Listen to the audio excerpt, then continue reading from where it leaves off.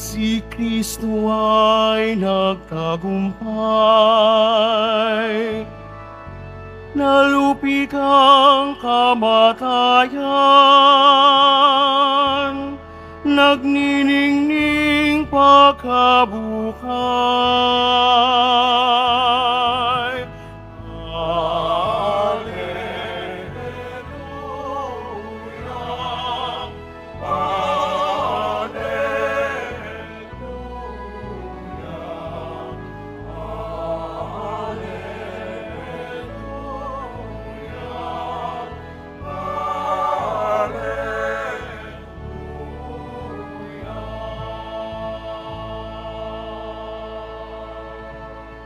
Sumainyo ang Panginoon.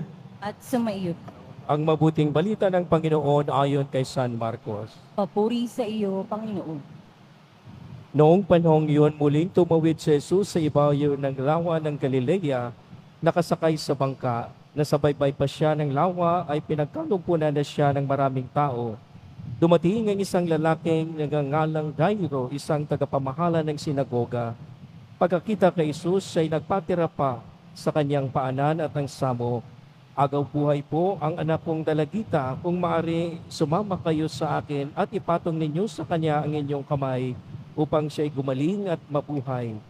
Sumama naman si Jesus at sinundan siya ng napakaraming taong nagsisiksikan, ano pat halos maipit na siya. May isang babae roon na 12 taon ang dinudugo at lubhang nahihirapan. Marami ng manggagamot ang tumingin sa kanya at naubos ng kapagagamot ng kanyang ari-arian, ngunit hindi siya napabuti kahit kaunti, bagkus ay lalong lumubha. Narinig niya ang sinabi ng mga tao tungkol kay Jesus, kaya nakipagsiksikan siya hanggang sa makalapit sa likuran ni Jesus. At tinipo niya ang damit nito sapagkat sinabi niya sa sarili, mahipo ko lang ang kanyang damit at gagaling na ako. Biglang tumigil ang kanyang pagdugo at naramdaman niyang magaling na siya. Naramdaman naman ni Jesus na may kapangyarihang lumabas sa kanya, kaya bumaling siya sa mga tao at nagtanong, sino ang humipos sa akin? Sumagot ang kanyang mga alagad, nakikita po ninyong nagsisiksikan ang napakaraming tao. Bakit itinatanong ninyo kung sino ang humipos sa inyo? Subalit patuloy na lumilinga-linga si Jesus, hinahanap ang humipos sa kanya. Palibas ay alam ng babae ang nangyari, siya'y nanginginig sa takot na lumapit kay Jesus. Nagpatira pa at ipinatagpat ang buong katotohanan. Sinabi sa kanya ni Jesus, anak, pinagaling ka ng iyong pananalig sa akin. Umuwi ka natin, ipanatag mo ang iyong kalooban. Lubusan ka ng magaling sa iyong karamdaman. Samantalang nagsasalita pa si Jesus, may ilang dumating pang mula sa bahay ni Jairo. Patay na po ang anak ninyo, sabi nila.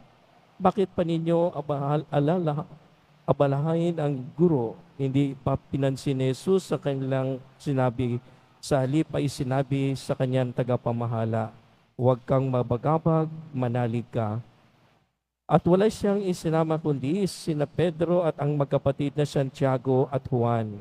Nang dumating sila sa bahay ng tagapamahala, nakita ni Jesus na gulong-gulo ang mga tao.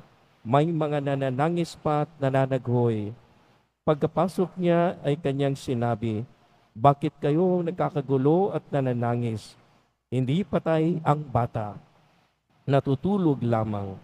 Ngunit pinagtawanan siya ng mga tao, pinalabas niya ang lahat, maliban sa ama't ina ng bata at sa 3 alagad, at sila'y pumasok sa kinaruruunan ng bata. Hinawakan niya ito sa kamay at sinabi, Talita Kumi, nang ibig sabihin, Ineng, sinasabi ko sa iyo, magbangon ka. Pagkatapos bumangon ang bata at lumakad.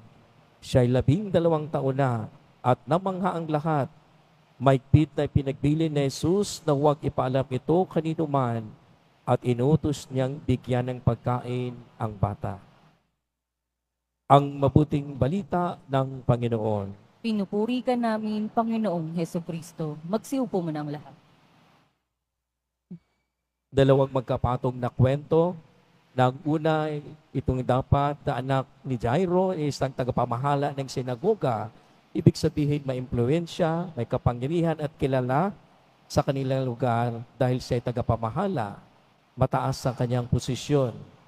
At nagpatira pa ito, hindi siya nahihiya sa harapan ng maraming tao sa kabila ng kanyang status na siya ay tagapamahala at nagpatira pa siya kay Jesus. At tumunog naman si Jesus na pumunta sa bahay ni Jairo upang ipatong ang kamay sa kanyang anak na dalagitang may sakit. At habang sila papunta, isang panibagong kwento naman na nagsiksikan ng mga tao, may isa namang babae na sa loob ng 12 taon, siya po ay may sakit na dinudugo at naubos na ang kanyang mga arerian at walang nangyari sa kanyang kagalingan bagkus nalubha pa ito. 2 babae, isang bata at isang matanda ng dinudugo. Babae na sa kanilang kapanahunan na dapat hindi at walang ugnayang makikipag-usap sa isang lalaki. Hindi lamang siya babae, kundi ito pa'y dinudugo na sa kanilang kultura, ipinagbabawal ang lumapit o mahipo man lamang pag ikay mahipo ng isang dinudugo at nakahipo ka ng iba, ibig sabihin ikaw ay madumi na rin. Ganun po ang mga pangamba nitong babae dumulog sa ating Panginoon Kristo na tila bagay para siyang na-isolate. Anong gagawin niya ngayon na sa kabila ng kanyang karamdaman? Ganito pa ang sitwasyon ng kanyang komunidad na hindi siya pinalalapit kanino man at nilalayuan siya ng mga tao. Mga kapatid, dito po natin makikita kung paano pinapahalagahan ng ating Panginoon Kristo ang bawat isa, mayaman man o mahirap, kilala man o hindi, dahil sa pagpunta niya sa anak ni Jairo at ito namang babaeng hindi rin kilala, pinaunlakan niya. At doon nga ang nangyari, una, sa daan pa lamang, noong nakipagsiksikan ang babaeng ito, mahawakan man lamang niya ang damit o sinusuot ng ating Panginoon Kristo, siya ay gagaling. At yun nga ang nangyari na siya ay gumaling. Ibig sabihin, when she touched the tassels, clothes of our Lord Jesus Christ, our Lord Jesus Christ also was touched. Ibig sabihin, naramdaman din niya ang pag-alala nitong babaeng itong gustong gumaling. Kung kaya hinahanap niya ito, at dahil ang babaeng ito'y nangangamba, dahil nakahawak nga siya sa kanumang parte ng kasuotan ng ating Panginoon Kristo, ay baka naman siya ay mapipiligro. Pero hinahanap siya ng ating Panginoon Kristo at sinabihan siyang ang kanya mismong pananampalataya at pananalig sa Diyos ang nagpapagaling sa kanya. Hindi po natin lubos maisip na kahit ang siyensya, sa anumang paraan ng ating pananalig, marami po mga witnesses maging sa atin po ng ating malakas na pananalig ay siya din namang nagbibigay sa atin ng kagalingan o inihingi natin ng ating pagsusumamo sa ating Panginoon Kristo. So ganun nga ang nangyari, gumaling itong babae at siya ay tumuloy sa kinaroroonan ng anak nitong tagapamahalang si Jairo at naabutan niyang nananangis sa mga tao, nanaghoy at pinagtawanan pa siya na bakit ano pang gagawin niya, patay na. Ngunit sinabi lamang ng ating Panginoon Kristo, natutulog lamang ang bata. Ang salitang talita kum ay parang pangatlo lamang sa Aramaic na binanggit ng ating Panginoon Kristo. Na halimbawa, meron din siyang nabanggit noon na epata. Nung pinabukas niya ang bunganga ng isang taong hindi makapagsalita. At yung pangatlo, kung matatandaan ninyo, nung nasa cross na siya, Eli, Eli sabachthani. My God, why have you forgotten me? Mga tatlong katagaan ng Aramaic na tila bang ginamit din niya nito sa isang batang para sa kanya natutulog lamang at napagaling at nabuhay. Hindi po ito nabuhay na tulad ng nangyari sa ating Panginoon Kristo na nagre-resurrect. Ito po siya na-resuscitate sa buhay muli nitong ating mundo. Ano po ang kaugnayan at ating po makikitang pagninilay nito sa ating buhay? Mga kapatid, tandaan po natin, tayo'y nilikha ng Diyos. Lahat ng narito sa atin, wala po tayong naiambag. Ito po ay ready-made na po sa atin. Nilikha tayo ng Diyos at kontrolado niya ang kanyang nilikha. Na ibig sabihin na kahit ano pong ating gagawin, kung hindi po ito ipinintulot sa ating Panginoong Diyos, ay wala pong mapangyari. Ang atin po lamang ay ang atin pong tugon, ang atin pong pagtugon sa kanyang mga paanyaya. Na ibig sabihin, sa dalawang kwento na ito, ang pinapaalala niya sa atin, relax. I'm in control. Trust me. Manalig ka sa akin. Ano pong ibig niyang sabihin? Marami po sa atin na bagamat tayo nagsisimba, bagamat tayo nagdadasal, pero sa likod ng ating isip, marami pa rin po ang pag-alinlangan. At makikita po natin yan sa ating kanya-kanyang buhay na maging sa pagtingin po natin mismo dahil itong terminal aspect na nandoon na ang buhay ng isang pinagaling ng dinudugo at ang isang batang para sa kanila'y patay na. Na ibig sabihin, na corner na ang vulnerability ng isang tao at wala na siyang magagawa. At wala na siyang magagawa kundi ang sumuko na lamang. At ito nga ang ginawa nitong tatay ng dalagitang si Jairo sa tagapamahala at itong isang dinudugong na pagaling ng ating Panginoon Kristo. Na ibig sabihin, wala na po silang maingat pa sa kanilang buhay, kundi ang sumurrender. And that is how we should respond to the calling of our Lord Jesus Christ to trust Him.